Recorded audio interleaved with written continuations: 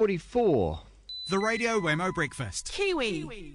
All right, now to across to Dylan Storey for Dylan Storey's Astronomy today. G'day there to you, Dylan. Good morning, Wammo. Of course, Dylan Storey, musician, but also a fanatic about space and everything that goes along with space, including Dylan Storey, this meteor that is screaming towards Earth right now. Hang on. Or not yeah, quite. that meteor. No, it's actually a meteor shower. Oh, okay, So, all right. So this, subtle distinction there. Meteor shower is thousands or millions of tiny little particles which are in a certain area of space. So when the Earth passes through them, they all fall into Earth, for want of a better word. And something the size of a grain of sand, when it's falling into the atmosphere, the speeds it generates by Earth's gravity pulling it in so fast, causes it to burn up with the heat of friction. Yeah. And it gets so hot in such a short amount of time that something that small will be seen as a great streak of light across the sky. And you're saying that these are tiny particles, so we're not talking about rocks here at all. No, we're talking about grain of sand type size things.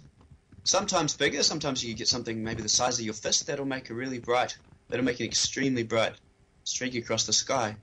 And what's so special about this particular meteor shower? Does this come around quite often? Yep, it comes around every year. It's called the Perseids. So they're in the constellation. They appear to be coming from the constellation Perseus, and it's one of the brightest meteor showers that are out there. Unfortunately, it's not in New Zealand. We're not in a particularly good place for viewing it because the constellation Perseus is in the northern hemisphere. So it's actually going to be low on the northern sky, low on the northern horizon in the small hours of the morning. Okay. Whereas if you're in the northern hemisphere, it'd be in the evening sky, and it'd be quite high in the sky. But we still should be able to see it if anyone wants to get up. Actually, the peak of it would have just been a few hours ago, but we might get a few tonight as well. Okay, cool. And that's the weather. It's good enough. It's not looking very good over the country this weekend. But I tell you what, I mean... No, but you never know. It's true. You can be lucky at any time, of course, to see one of these specks hits the atmosphere. I was up north last week on holiday, and good to be out of the city and walk outside and go, oh, wow, hang on. Oh, that's right, there's stars out there, which you can't normally see. And I was fortunate enough to see one... falling star, as we like to call them as well, the shooting star. It's cool, eh? They're just cool to see. And you're, and you always I'll just say you always end up with someone who doesn't see it. And you go, oh, you missed it. Damn it! Yeah. Out of a group of 5 people, 4 will see it and someone won't. Eh? Yeah, exactly. But they come around every year because they're actually the trails of comets that have gone past before. Right. So, and they leave sort of all this debris there. So when the Earth passes through that area of space, that's when we get bombarded by tiny particles. I saw a great astronomy show on TVNZ7 the other night, talking about the greatest meteor shower that, in our solar system that occurred many, of course, millions of years ago, and that created all the marks you see on the moon, and also the big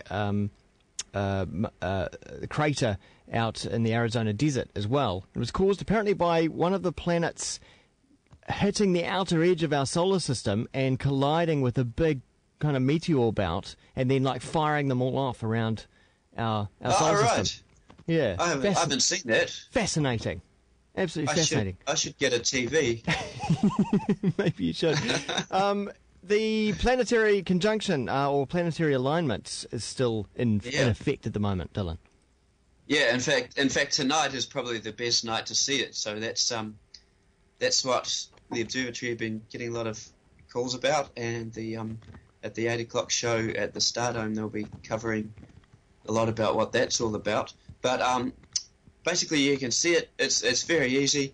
You just go outside after dark, look towards the west in the direction the sun's set, and you'll see a very bright thing, and you'll see 2 other slightly less bright things beside it.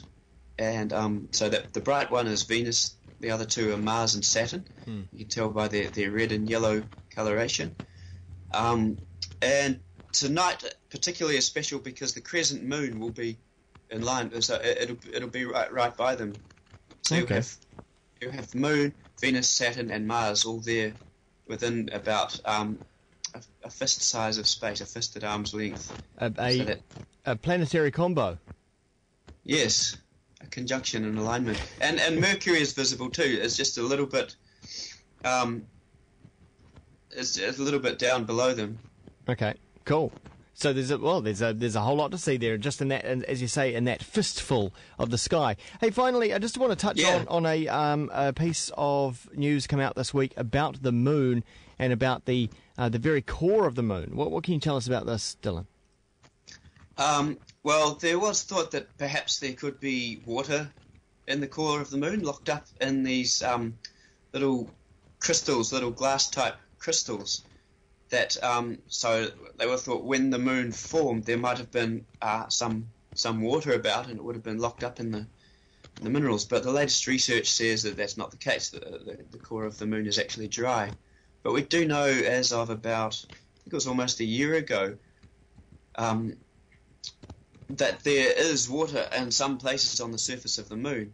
And it was postulated, but when the Apollo astronauts went to the moon about 40 years ago, they found it completely dry, and the samples they took back completely dry of water. The reason is because there's no air on the moon, so there's no air pressure, so there's no pressure at all to keep the water in a liquid or solid form. Because when you've got really low pressure, water will boil at really low temperatures, whereas on Earth, the pressure on Earth, it needs 100 degrees to boil. Yeah. And of course, the moon around the Apollo missions all went around the equatorial regions, or not far from the equator, so places that the sun gets. So anywhere that the sun gets, no water's going to stand a chance. It's just going to get evaporated off by the sun. But the mission last year was to go to the polar regions, where you'll get craters which never see the sun because they're sort of like on top or bottom of the moon. So inside their walls are areas. So there's sort of rare areas in the whole solar system that never, ever get sunshine on them. And it was thought, well, if there was any water when the moon was formed, then this is where they would be. So they crashed a huge projectile into it, and then they took photos of the plume that erupted up off it. Oh, yes, I remember that. And found and did find traces of water. So that's very interesting. It's very interesting if man's ever going to go to the moon, that there is a source of water there. That we could tap and then take with us to Mars. Perhaps, yeah. Because, the main sort of expense and difficulty is getting these things off Earth, getting the weight off Earth. So anything you can source off Earth is going to greatly reduce the cost of getting to Mars. So, yeah, that's very important. Fascinating stuff. Well, if people want to get active in astronomy this weekend, then head to the Stardome Observatory and check out the planetary conjunction, learn a whole lot more about that. And Dylan, I cannot wait for the next fortnight to zoom on by in hyperdrive time or something like that. Light speed, yes. Hyperspeed. So that we can talk astronomy once again. Thanks so much. Yes, likewise, and stardome.org.nz for more information on that stuff. Choice. And see you in a fortnight.